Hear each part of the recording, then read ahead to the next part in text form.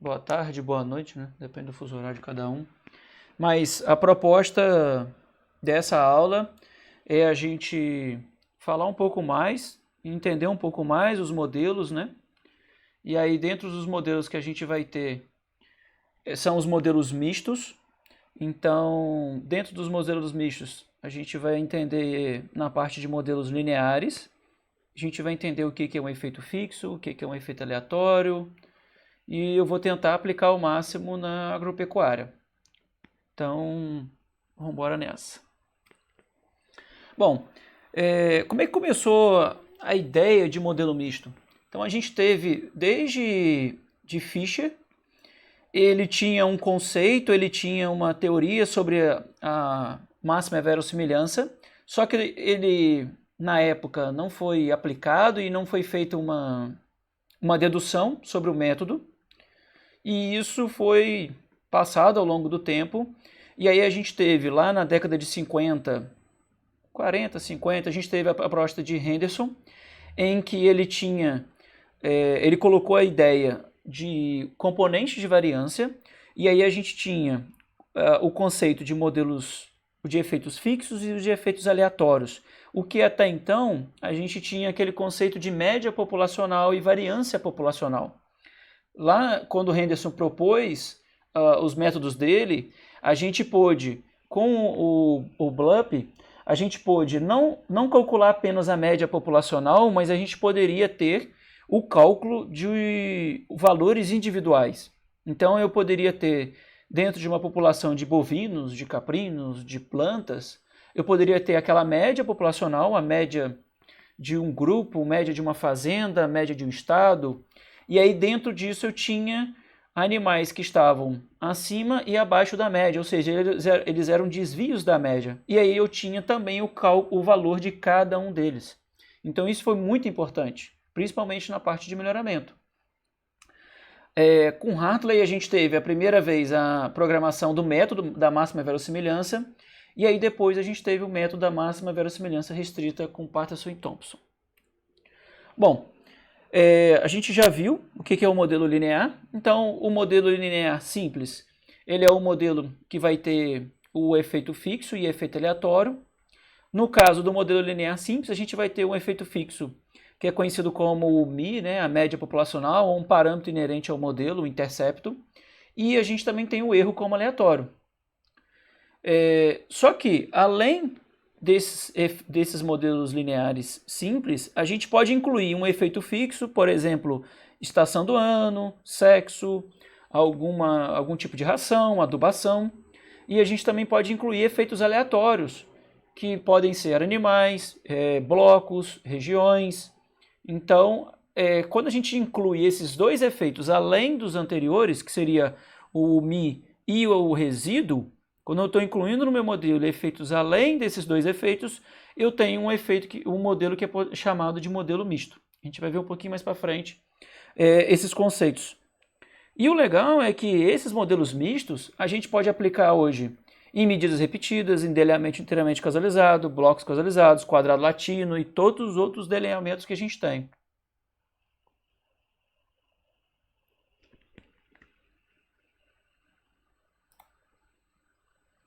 Agora eu tô, né?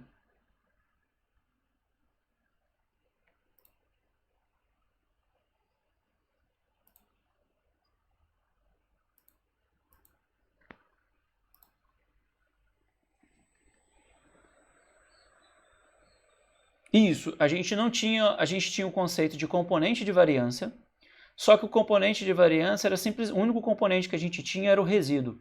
E aí tudo que a gente não coloca no modelo, ele está no erro. Entenderam? Agora vocês estão conseguindo ver?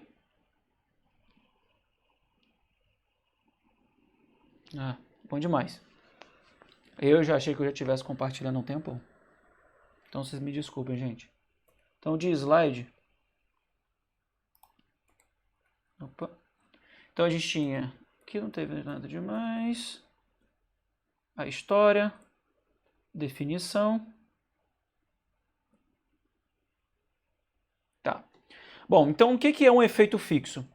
Ele é um fator pode ser considerado, né, um efeito fixo, quando os seus níveis eles são selecionados por um processo não aleatório, ou seja, eu tenho toda uma sistemática para escolher esse efeito.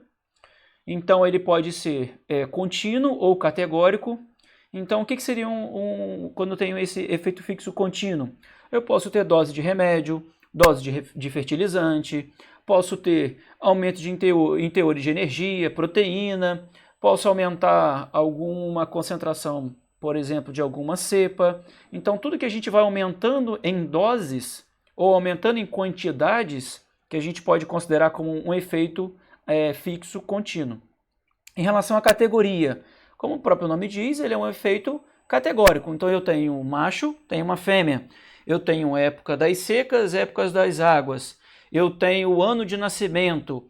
Eu tenho um produto que eu estou utilizando no animal. Eu estou usando um produto na pastagem. Então isso são efeitos fixos. Eu escolhi aquele efeito. Eu posso repetir ele ao redor do mundo. E aí quando a gente leva um efeito aleatório, a própria definição de efeito aleatório a gente chama de aleatório porque ele realmente é aleatório. Eu fiz eu peguei uma amostra de uma população, eu não estou usando todos os efeitos do mundo. Por exemplo, eu peguei a dose de nitrogênio, eu posso repetir a dose de nitrogênio em qualquer lugar da face da Terra. Quando eu pego o efeito aleatório, por exemplo, um pedaço de terra, como bloco, posso pegar uma amostra de animais, posso pegar uma amostra de piquetes, uma amostra de parcelas dentro de uma região. Então, quando eu pego uma amostra que ela é representativa de uma população maior, isso a gente chama de efeito aleatório. Por quê? Porque foi uma coisa aleatória. Eu não selecionei, por exemplo, todos os animais para poder testar todos os animais. Não, eu peguei uma amostra de animais. Eu não estou pegando todas as regiões dentro de um estado para poder falar do estado. Não estou usando cada metro quadrado do estado, não. Eu estou pegando a amostra de maneira... Obviamente, eu tenho todo um sistema de organização para montar um modelamento experimental, mas isso é feito de maneira amostral, de maneira aleatória. Bom, basicamente, quando a gente tem o efeito fixo, esse efeito fixo, ele dentro do modelo, ele é feito para modelar a minha média de Y. Então ele vai influenciar a minha média populacional. Lá a minha média na hora que eu estou calculando as minhas predições. E os efeitos aleatórios, ele já vai mexer nos resíduos que eu vou ter desse modelo que eu uso, né, esse modelo linear que eu tenho. Então, enquanto o efeito fixo vai modelar a média, o efeito aleatório vai modelar a variância. Então, por isso a gente tem os componentes de variância. Então, ele vai ser um dos componentes que vão auxiliar na hora de calcular aquele modelo, nas minhas predições. Então, o efeito fixo e o efeito aleatório, eles têm que ser muito bem definidos na hora do planejamento de um experimento, porque na hora de analisar esses dados, a gente precisa definir lá no meu modelo o que é fixo e o que é aleatório. Porque senão eu vou estar confundindo as definições e na hora de analisar, eles vão influenciar de maneira errada no meu modelo. Bom, então eu trouxe aqui um experimento extremamente simples, e a gente vai aumentando a complexidade dele. Então eu tenho 2 tratamentos. Então eu tenho 2 dietas, uma com 14% e outra com 18% de proteína. Eu tenho 10 animais por tratamento. E aí eu tenho o meu modelo, que Y é igual ao tratamento mais o erro. Então no meu modelo eu tenho a dieta. Como que eu vou interpretar a dieta? Eu vou interpretar essa dieta como um efeito fixo. Por quê? Porque qualquer pessoa que pegar aquela dieta, formular igualzinho que eu fiz em qualquer outro lugar, claro, respeitando os nutrientes, os alimentos, se respeitar tudo isso de maneira organizada, ele consegue repetir isso. Já o erro, ele é considerado aleatório, obviamente, porque dentro desse erro eu tenho uma amostra de animais, então na hora de pegar... para fazer o meu experimento, eu não peguei todos os animais, então estou testando todos os bovinos de uma certa raça. Não, eu peguei uma amostra dentro dele. E aí, esses animais, eles são considerados aleatórios porque eu não consigo repetir esses mesmos animais. Até o próprio animal, quando eu mudo de um dia para o outro, ele não é mais o mesmo animal. Então, trocou a fase dele, trocou o dia, ele já ganhou 1 quilo, perdeu 1 quilo, movimentou toda a sua fisiologia, então ele não é mais o mesmo. Então, até aquele momento é um momento aleatório desse animal. E agora a gente pode complicar um pouquinho. Imagine que agora eu tenho as mesmas coisas, os tratamentos, os animais, só que agora eu tenho 2 animais por bloco. E então eu estou incluindo um efeito de bloco. Pode ser que esse bloco seja pela fase da vida do animal. Então, se eu não quiser fazer que um animal tenha uma hierarquia dentro do lugar, ou eu posso pegar em idades diferentes, então eu posso sim fazer esse bloco, organizar, criar esse efeito de controle local dessa maneira, porque aí eu tenho uma homogeneidade dentro desse bloco. E aí, o que eu tenho de como efeito? Eu tenho o efeito da dieta, ela continua sendo fixo, não tem problema nenhum. O erro, como eu já expliquei, ele é aleatório. E o bloco, por definição, e a gente já conversou sobre delineamentos experimentais, como ele é um controle local, esse controle local, ele é considerado já aleatório. Então, se eu peguei amostras de uma região, se eu coloquei os animais por piquetes, se eu botei os animais por baias e eu estou organizando isso por bloco, por galpão, como eu peguei uma certa região para tentar organizar dentro dessa região o mais homogêneo possível, essa região também foi colocada de maneira aleatória. A minha intenção não é comparar região 1 com região 2. Se isso for dessa maneira, a gente considera o bloco, que a gente pode chamar região de bloco, o galpão de bloco, o box de bloco. Então isso sim é de efeito aleatório. Agora, quando a minha intenção é comparar 2 níveis de tecnologia de 2 fazendas, e aí eu quero fazer a comparação de médias, então se eu quero fazer uma comparação de médias, e eu sei que quem modela as médias dentro do meu modelo são os efeitos fixos, e aí nesse sentido as fazendas são consideradas como fixo. Então tudo depende de qual resposta ou qual pergunta você quer fazer também com o seu experimento. Então isso também vai interferir no seu modelo, se você vai ser fixo ou se vai ser aleatório. Agora, se você usou o nome bloco ou usou linha e coluna quando você está falando de um quadrado latino, se ele é um controle local, o controle local, por definição, ele já é um efeito aleatório. Então tem que tomar cuidado o que você vai chamar de bloco, o que você vai chamar de linha e coluna também. Então a ideia é que dentro do bloco aquilo foi feito de maneira aleatória. Então você não consegue repetir esse bloco. Por mais que você tente, a não ser que você queira repetir toda uma climatização em outro lugar e avaliar essa climatização, aí o nome não é mais bloco. O nome vai ser nível tecnológico, sistema de climatologia, a maneira que os animais são produzidos. Então isso sim, aí ele não pode ser mais chamado de bloco. Aí ele vai ter que ser um efeito fixo. Então a ideia de bloco é que ele é utilizado e selecionado de maneira aleatória de uma população inteira. Então se eu estou pegando várias regiões e aí dentro dela eu vou separando alguns blocos, seja para plantar ou seja para produzir animais, se aquilo é de maneira aleatória, aí sim a gente tem aquele efeito como efeito aleatório. Então se alguém quiser repetir aquele experimento tentando repetir aquele bloco, ele não vai conseguir, porque você não consegue levar todo um pedaço de terra, todo o clima, tudo que foi criado para aquele momento daquele bloco, você não consegue. Então, como isso é feito de maneira particular, daquele momento, daquele local, ele é um erro que você não controla. Se ele é um erro que você não controla, só que você sabe que ele existe, eu preciso mostrar, incluir esse efeito no meu modelo e falar, olha, eu tenho um efeito de bloco que isso pode sim interferir na minha variável resposta. Se isso interfere na minha variável resposta, eu não posso deixar que isso vai parar no erro. E aí o que a gente tem que fazer é incluir esse efeito no modelo e aí eu retiro esse componente de variância do erro. E aí eu vou ter um componente de variância para bloco e um componente de variância para o erro. Se eu abdicar desse efeito, quer dizer que esse efeito vai parar no meu erro. E aí eu vou inflacionar o meu erro. Se eu inflacionar o meu erro, pode ser que todo experimento e toda análise vai por água abaixo, porque o erro nosso vai ser tão alto que eu não vou encontrar nenhuma diferença estatística. Então, mais uma vez para a gente fixar, o que é um modelo de efeito fixo? Eu já falei o que é um efeito fixo, já falei o que é um efeito aleatório. Um modelo de efeito fixo, ele vai ser um modelo que além do resíduo e além daquele μ, que é um parâmetro inerente a um modelo, eu vou ter um efeito, um fator fixo.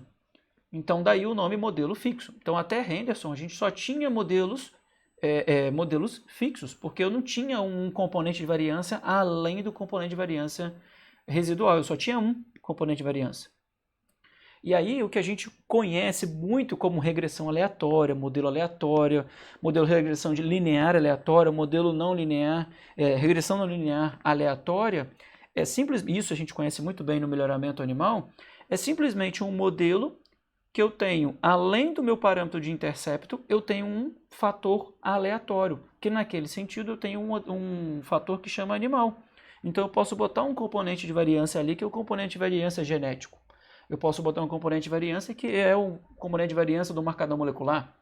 Então, lá na genética, a ideia quando a gente usa uma regressão aleatória é simplesmente porque eu já tenho um modelo, eu já fiz a correção dos efeitos fixos, seja para o grupo contemporâneo, ano de nascimento, estação do ano, sexo, eu retirei o efeito fixo e o meu modelo agora só tem efeitos aleatórios. Ou seja, eu tenho o meu mi, o meu intercepto, mais o componente de variância do animal, mais um componente de variância residual. E aí, por isso, a gente chama de regressão aleatória. E aí, o que a gente faz com os modelos mistos, que isso é visto lá desde o Henderson, é eu incluir os nossos fatores fixos e também junto os nossos fatores aleatórios. Então, no melhoramento, o que a gente faz é incluir o nosso grupo contemporâneo, incluir a nossa genealogia dos animais, e aí eu vou ter o que a gente chama de modelo misto, que ele é um modelo que vai ter tanto fator fixo como também fator aleatório. Qual é a vantagem que a gente tem quando a gente está fazendo a análise utilizando o modelo misto? Bom, principalmente a gente vai ser mais exato e mais preciso, quando a gente vai ver esse reflexo no intervalo de confiança. Então, como o erro, eu estou tirando um fator que estaria dentro do erro, eu estou tirando esse fator e criando esse componente de variância.